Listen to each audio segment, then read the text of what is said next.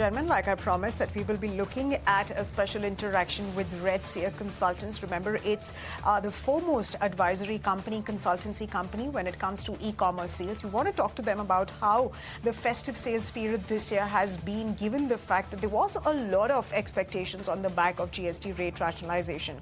And of course, to discuss this and more, I'm now joined by Anil Kumar. He's the founder and CEO of Redseer. Thank you very much, Anil, for taking the time out and speaking to us here on ET Now. It's been a while since we had a word with you last, but appreciate you coming on the show and talking to us. So tell us, how's the festive season gone by been for the e-commerce industry? I remember Redseer had predicted sales of e-commerce platforms. They predicted that sales will cross 1.5 lakh crores. Could you give us a comparative analysis on that front this year versus last year? And how do you see the overall momentum? Looking at I think this was a pretty interesting festive season because of the pre-announced GST change. So there are two things which are playing out here. One, that GST changed, and second, that people had an intimidation of it that it's going to come into effect after a couple of months. So it not only altered the behavior of customers around the festive time, but at the same time, they held on to some of the heavy ticket buying pre-festive season. So that made a bit of a shopping behavior a bit complicated this time around between the festive and non-festive. But if you to summarize in the top line numbers perspective, we see that this was the best festive which we've had. So of course we had a fair enough growth from the last time. To put it in numbers, if you look at the last year's festive season, we had 36 days of festive sales going on in 2024, and that accounted for about 1 lakh crores of a GMV. Versus this year in 2025, we again had a 27 days of sales, which pretty much linked to about similar sales of 1 lakh crores. So from a sales perspective, you would see that it was pretty flat. But if we see from a day-to-day perspective, which is the number of days of sales of last year versus this, then we had a pretty healthy 20% growth rate, which is something which we projected.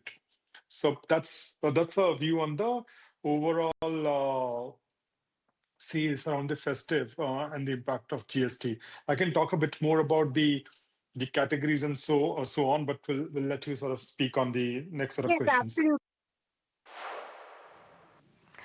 Right, Anil, as you give us an overview of the kind of festive sales that, of course, companies and various e-commerce platforms have generated, but let me also delve a bit deeper into the kind of categories that have gained the most and the ones that have not gained due to the rate rationalization exercise. Also, give us a view on which centers or which geographies have gained the most. Is it tier 2 towns and cities, or is it tier 1 cities which have regained their fort and remained big demand centers for customers and, of course, these platforms?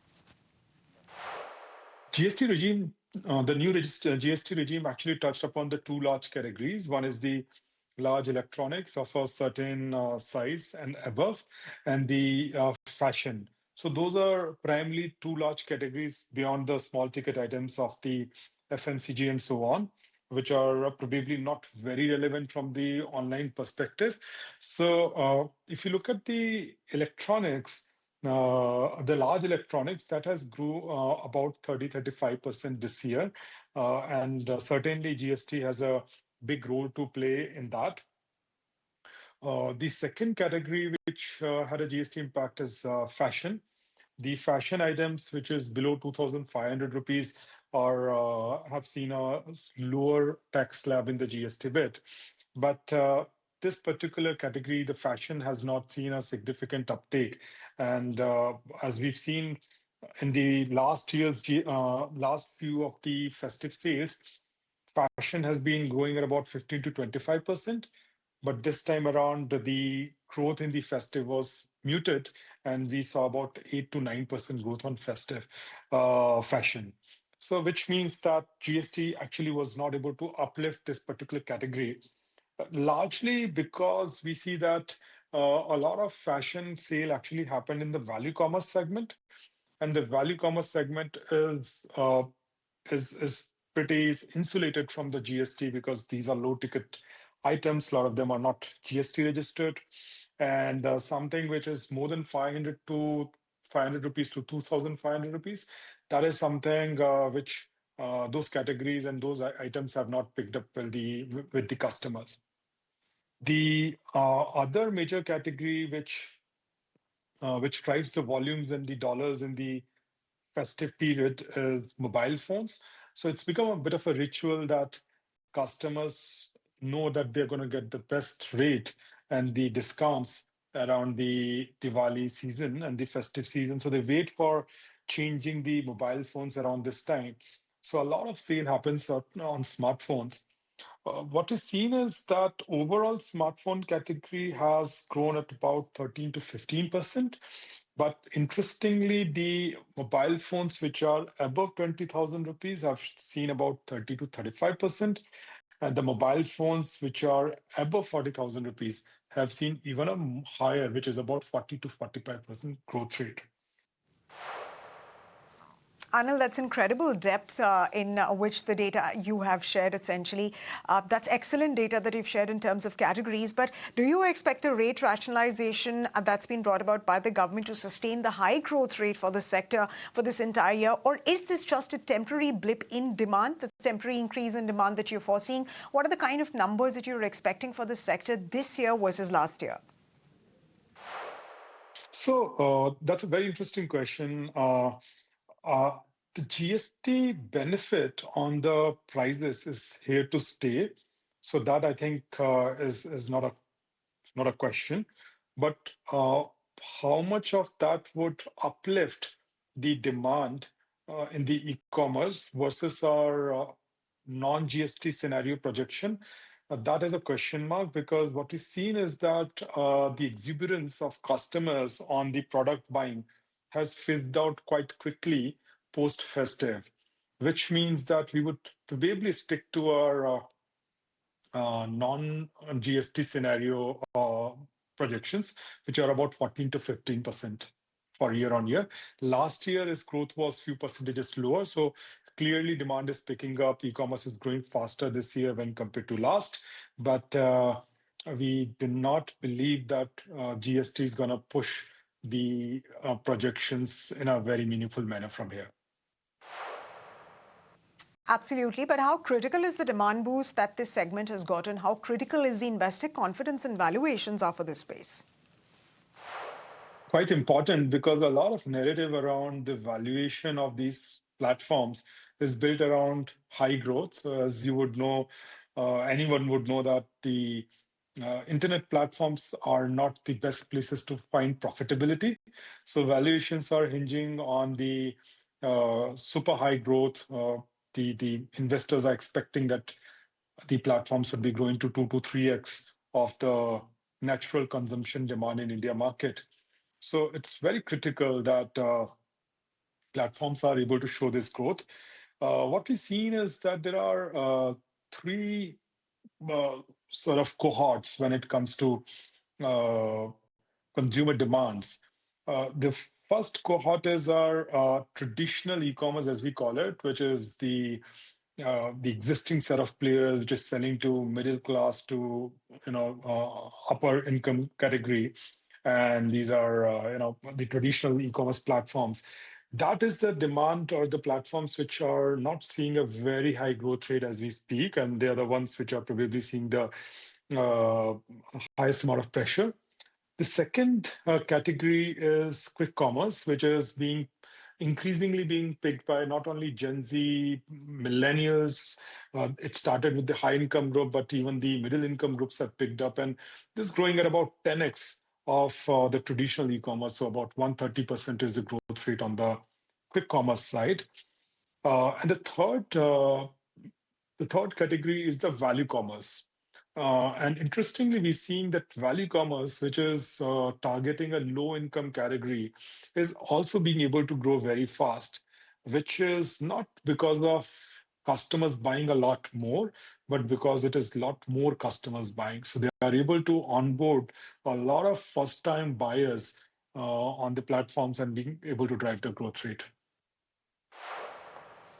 Right, Anil, but the growth that quick commerce platforms have seen, it's been incredible. So could you also delve a bit deeper into that? You have just now addressed that point as well.